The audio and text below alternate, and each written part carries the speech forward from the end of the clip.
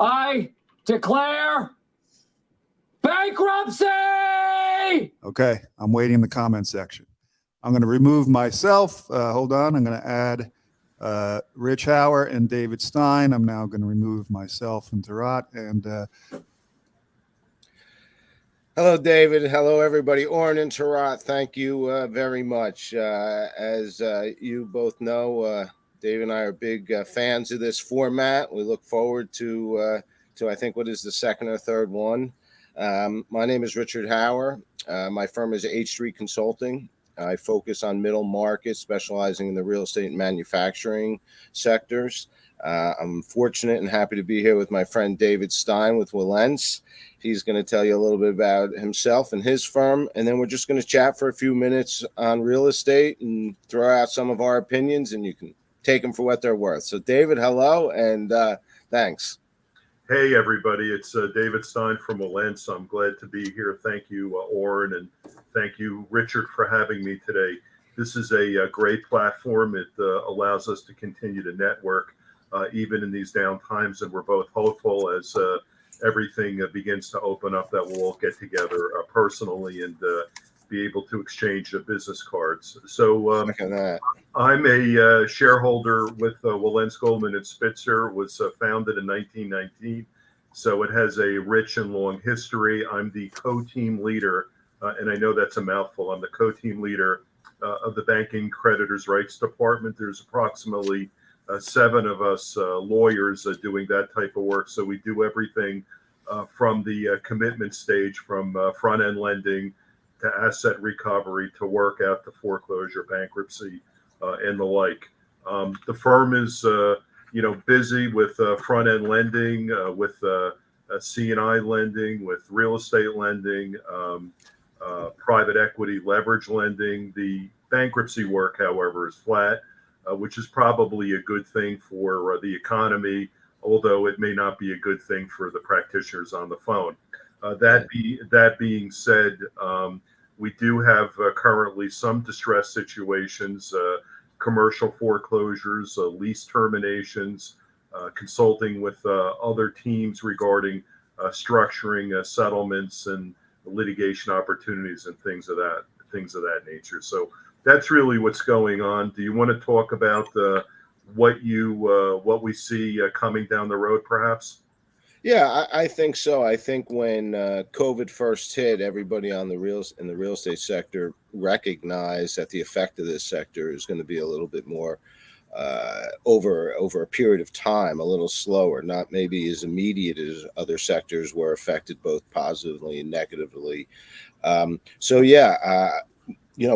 do we see and for those that are on with us, David and I live in New Jersey. We're personally familiar with New Jersey. We both work with national clients and have somewhat of a sense nationally. But, based on your clients, I guess I'd ask, where are you seeing the temperature going, both from the lending side and from the landlord side, really in any sector, whether it be industrial, retail, office? Well, just to start with, the real estate market couldn't be any hotter right now, which is surprising. Well, the flow of the money. Right, and I think what had happened at the early stages of COVID, maybe for the first 4 or 5 months, there was a pause on lending.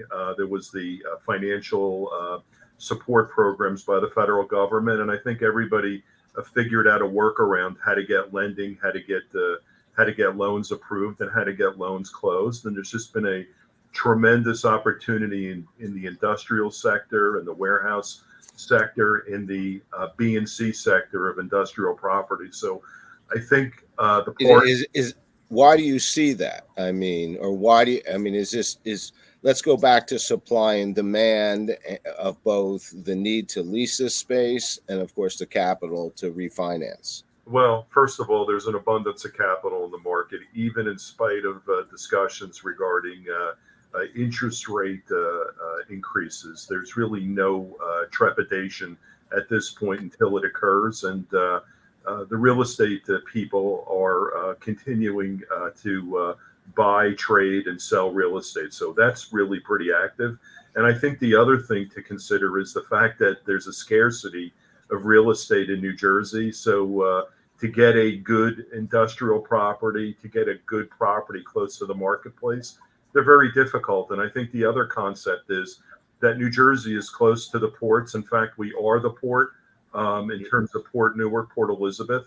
They need warehouses going up and down the turnpike, going from the GW Bridge down to Philadelphia. So there's a scarcity of those types of properties with industrial type of settings, and secondly, it's difficult right now to repurpose other properties. I think we talked about it previously. The office market. I know in my office, maybe you want to. In my office, I'm just No. people are coming and going. We're working remotely. I'm assuming on lease renewal time, there's going to be a adjustment on the footprint for the size of the office.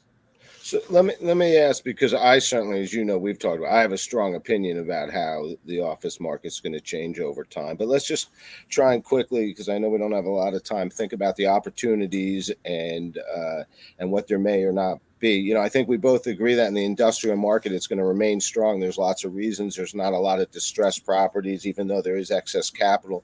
There aren't a lot of deals to be had. If we shift to retail and office, we have to, I think we both agree that somewhere in that cash flow chain, it's being impacted. Everybody on the call acknowledges retail has been impacted, whether it's your strip mall or your shopping center. And I think we both, you were starting to say, the office market's going to get hit. Right. Is that going to, where are the banks going to be, do you think, in their temperature? And is that going to create deal flow for the secondary and tertiary financing markets? Because, as you said, there's a lot of capital out there.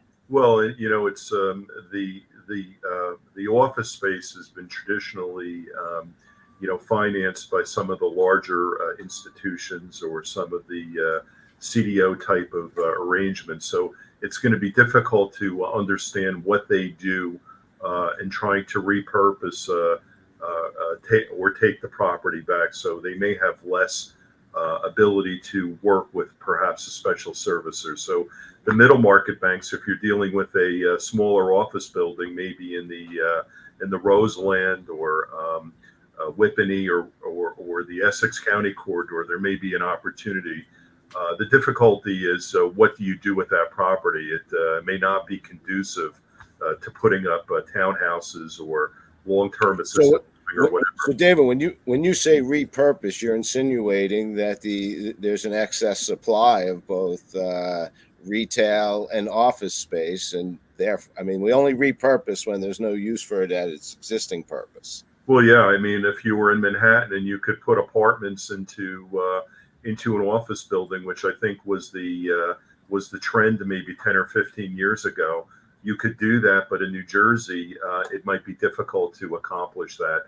Given where these properties are situated, people may not get the approvals on zoning laws and things of that nature. And everybody is not looking for an ice skating rink in downtown Roseland. Well, and then we don't have enough time, and I could ask you questions for an hour and stuff, but I haven't done really any supply and demand analytics on the residential side. But how much? So many people just assume, we'll tear down an office, we'll put up residential, we'll tear down retail and put a town center.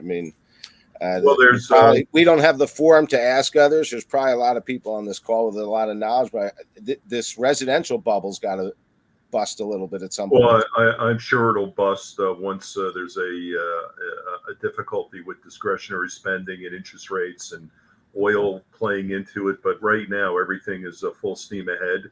And I was just going to say that there's a lot of properties like this that are undergoing transformation. I was telling you yesterday when we talked about it, Mondelez in Fairlawn, the old Nabisco property is going to be repurposed.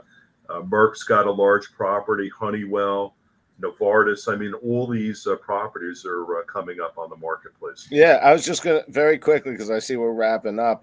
I'm down in Florida and talking to my brother-in-law, and they're using in some areas super regional malls to convert them into medical centers, just so everything's there. Your MRI's here, your doctor's there, and but there's only so many of those we can use. So Exactly. repurposing. Crazy time for real estate. I agree. Thanks, guys. Thanks, Rich. Thanks, David. Thank you, Warren. We're all going to join. You guys are coming to the speed networking.